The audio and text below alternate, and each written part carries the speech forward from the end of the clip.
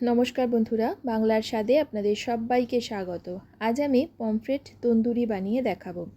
Pomfret মাছ যারা আষ্টে গন্ধের ভয়ে খেতে পারেন না, তাদের কিন্তু এই রেসিপিটা ভীষণ ভালো লাগবে এবং পমফ্রেট মাছের এই আষ্টে গন্ধটা দূর করবার টিপসও আমি এখানে শেয়ার করেছি। চলুন তাহলে শুরু করা যাক আজকের ভিডিও। আমি এখানে নিয়ে নিয়েছি 500 গ্রাম পরিমাণে পমফ্রেট মাছ। একটু মাঝারি মাপের মাছগুলোকে নিয়ে নিয়েছি, আর মাছগুলো আমি কিন্তু দোকান থেকে কাটিয়ে আনিনি। মাছটা কাটার জন্য প্রথমেই মাছের গলার কাছে যে দুদিকে দুটো পাখনা থাকে সেটা কেটে, লেজটা কেটে সাইডের পাখনাগুলোকেও কেটে নিয়েছি। এবারে মাছের গলার কাছ থেকে একটু কাট লাগিয়ে নিয়ে পেটের ভেতর থেকে সমস্ত নোংরাগুলোকে বের করে পরিষ্কার করে নিয়েছি। এভাবে যেমন মাছের পেটের ভেতর থেকে নোংরা বের করে নেওয়া যায়, ঠিক তেমনভাবেই মাথার দিক থেকে ভি শেপ করে কেটেও কিন্তু পেটের ভেতরের নোংরাগুলো বার করা যায়। আর রান্নার প্রয়োজনে মাছের এই সাইড থেকে কেটে পকেট শেপ করে নিয়েও মাছগুলো রান্না করা যায়। সমস্ত মাছ একইভাবে কেটে ধুয়ে পরিষ্কার করে রান্নার প্রয়োজন হিসেবে 3টে মাছ নিয়ে বাকিগুলোকে ফ্রিজে স্টোর করেছি পরবর্তী বিভিন্ন রেসিপির জন্য।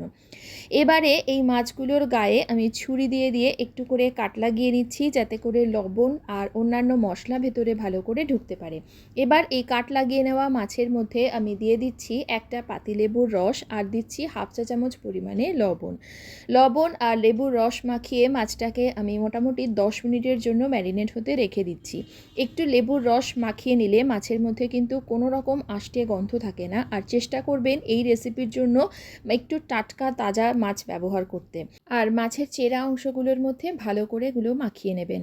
এবারে একটা মিক্সিং বোলের মধ্যে আমি 2-3 টেবিল চামচ টক দই, হাফ চা চামচ হলুদ গুঁড়ো, হাফ চা চামচ লঙ্কা গুঁড়ো, 1 চা চামচ জিরে গুঁড়ো, 1/4 চা চামচ গরম মশলার গুঁড়ো, 1 চা চামচ কাঁচা লঙ্কা আর রসুনের পেস্ট, হাফ চা চামচ আদা বাটা, হাফ চা চামচ কসুরি মেথি আর 1 চা চামচ জোয়ান হাতে করে একটু ক্রাশ করে নিয়ে ব্যবহার করেছি। এবার এতে দিয়ে দিচ্ছি 1 চামচ মতন সর্ষের তেল। সমস্ত কিছু দিয়ে এখন এটাকে ভালো করে মিশিয়ে নিচ্ছি। আমি এখানে বাজার চলতি তন্দুরি মশলা ব্যবহার করিনি, আপনারা চাইলে করতে পারেন। এবারে এই যে লবণ আর লেবুর রস মাখিয়ে রাখা যে পমফ্রেট মাছগুলো ছিল, তার গায়ে এই মশলাটাকে খুব ভালো করে আমি মাখিয়ে নিচ্ছি। আর এই যে ক্যাভিটিগুলো আছে, এবারও কিন্তু এই মশলাটাকে ক্যাভিটির ভেতরে আঙুল দিয়ে দিয়ে মশলাটাকে ঢুকিয়ে ঢুকিয়ে মাছটাকে মাখিয়ে নিতে হবে, তাহলে কিন্তু এগুলো আর একেবারেই ফিকে লাগবে না। আর এই মশলাটার মধ্যে আমি কিন্তু কোনো রকম লবণ ব্যবহার করিনি, কেননা পমফ্রেট মাছের ভেতরে আগে থাকতেই লবণ মাখানো আছে এবং মাছটা যেহেতু একটু লবণাক্ত হয় সমুদ্রের মাছ হওয়ার কারণে, তাই আগে থাকতে আমি কিন্তু লবণ এতে দিইনি। মাছটা মাখিয়ে 20 মিনিট মতন আমি রেখে দিয়েছি। এবার 20 মিনিট পর রান্নাটা করব, তাই একটা প্যানে 2 চামচ তেল দিয়ে তেলটাকে ভালো করে একটা ব্রাশের সাহায্যে প্যানে মাখিয়ে এটাকেও ভালো করে গরম করে নিয়েছি। তেলটা গরম হওয়ার পরে একটা একটা করে পমফ্রেট মাছ আমি এই প্যানের মধ্যে সাজিয়ে দিলাম। ওপর থেকে ম্যারিনেশনের যে এক্সেস মশলা সেটাও এর মধ্যে দিয়ে দিচ্ছি। মিডিয়াম লো ফ্লেমে একদিক থেকে 5-6 মিনিট পর্যন্ত মাছটাকে রান্না করে নিয়ে এবার এটাকে সাবধানে উল্টে দিচ্ছি। পমফ্রেট মাছ যেহেতু খুবই নরম মাছ, তাই এর থেকে বেশি সময় কিন্তু লাগে না। আর যাতে মাছটা ড্রাই না হয়ে যায়, তাই ওপর থেকে একটা ব্রাশের সাহায্যে আমি অল্প অল্প করে একটু ঘি বুলিয়ে দিচ্ছি, তাতে করে এই তন্দুরি পমফ্রেটের টেস্টটা কিন্তু অনেক বেশি ভালো হয়।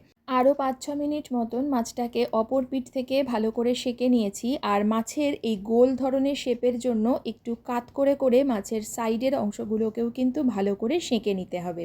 আমাদের কিন্তু পমফ্রেট মাছ একদম রেডি হয়ে গেছে। তবে এবার তন্দুরি এফেক্ট আনবার জন্য আমি একটা করে মাছ নিয়ে গ্যাসের আগুনে রেখে দুটো পাশ থেকেই একটু সেঁকে নিচ্ছি। তাতে করে এটা কিন্তু একেবারেই বোঝা যাবে না যে আমরা এটা প্যানের মধ্যে বানিয়েছি, ডাইরেক্ট কোনো ওভেন ইউজ করিনি। এভাবে মাছগুলোকে সেঁকে নিয়ে গ্রিন চাটনি দিয়ে আমি পরিবেশন করেছি পমফ্রেট তন্দুরি। রেসিপিটি আপনাদের কেমন লাগলো আমাকে কমেন্ট করে জানাবেন, এবং আমার রেসিপিটি শেষ পর্যন্ত দেখার জন্য আপনাদের সকলকে জানাই অসংখ্য ধন্যবাদ।